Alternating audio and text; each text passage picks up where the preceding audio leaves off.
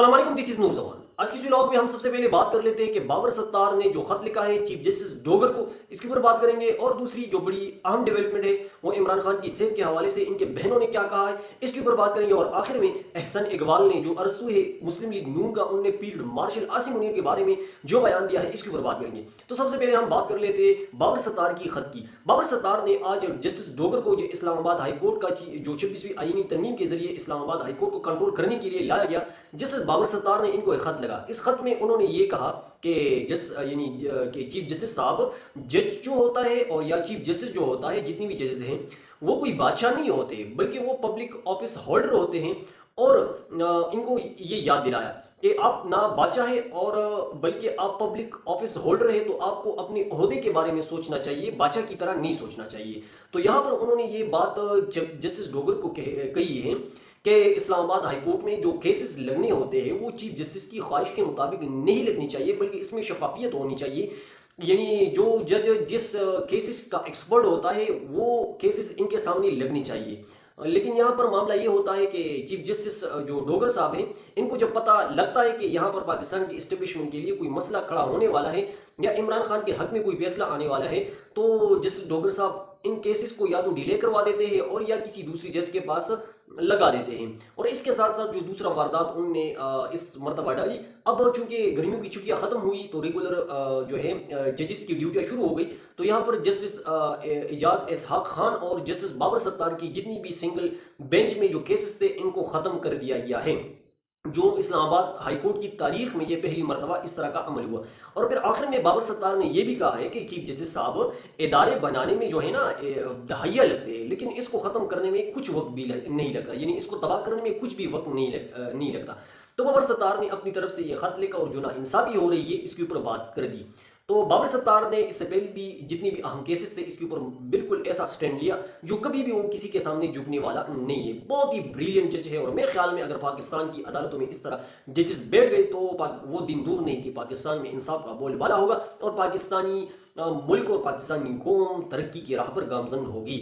दूसरी जो बड़ी अहम बात है वो इमरान खान के हवाले से है। इमरान खान के बहनों ने, अलीमा खान ने यह कहा है कि इमरान खान के बारे में जो अभी अभी कल एक जो है ना एक रिपोर्ट गर्दिश कर रही है कि इमरान खान के कान में कुछ मसला हुआ या नाक में कुछ मसला हुआ या आंख में कुछ मसला हुआ। तो अलीमा खान ने इसके बारे में कहा है कि इमरान खान बिल्कुल फिटफाट है, इमरान खान की सेहत अच्छी है, हाँ थोड़ा बहुत मसला है लेकिन इतना मसला नहीं है।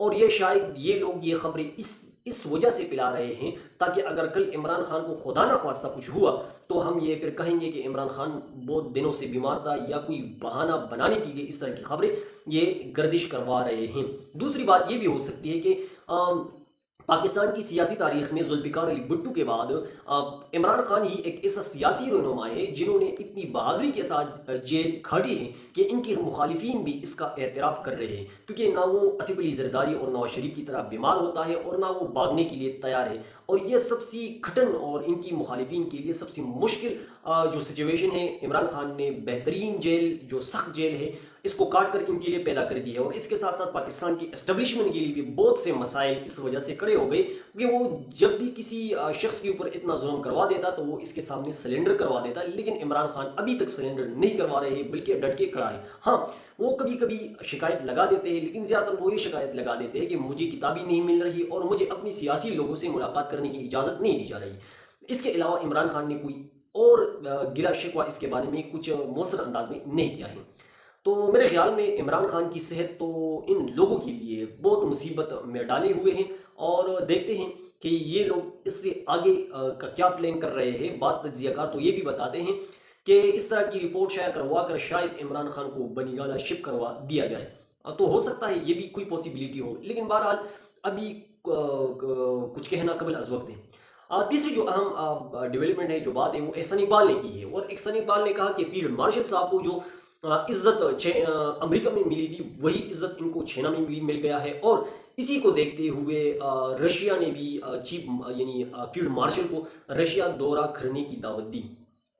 तो सबसे पहली बात तो ये है कि आप शंघाई ताउन तंजीम अभी गुजरी है, आपने कभी और कहां पर भी चाइना का आर्मी चीफ को नहीं देखा होगा कि उनने किसी मुल्क के सरबराह से मुलाकात की हो। लेकिन बहरहाल हमारा करते हैं तो करने दें।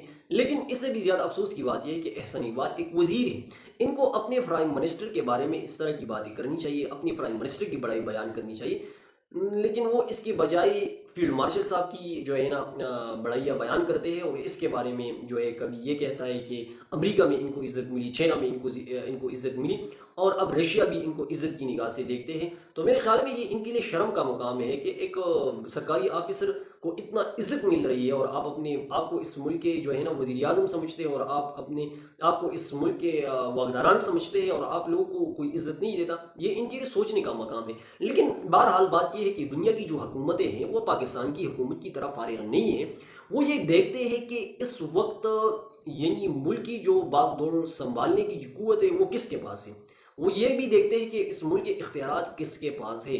और सबसे इम्पोर्टेंट बात यह है कि दुनिया की हुकूमतें अपने इंटरेस्ट को देखती है, और वो ये समझते हैं कि हमारा इंटरेस्ट, हमारे मुल्क का इंटरेस्ट जो है, इसकी बेहतर जो है इसको बेहतर अंदाज में प्रोटेक्ट अपने मुल्क के अंदर कौन कर सकता है, तो वो इन लोगों की इज्जत करवा देते हैं। तो मेरे ख्याल में ये एहसन इकबाल के लिए शर्म से डूब मरने का मुकाम है इस तरह की बयानात देते हुए। इंशाल्लाह नेक्स्ट आने वाली वीडियो में आप लोगों के साथ फिर मुलाकात होगी। उस वक्त अपनी दुआओं में याद रखिए। आज के लिए निकाह, वस्सलाम।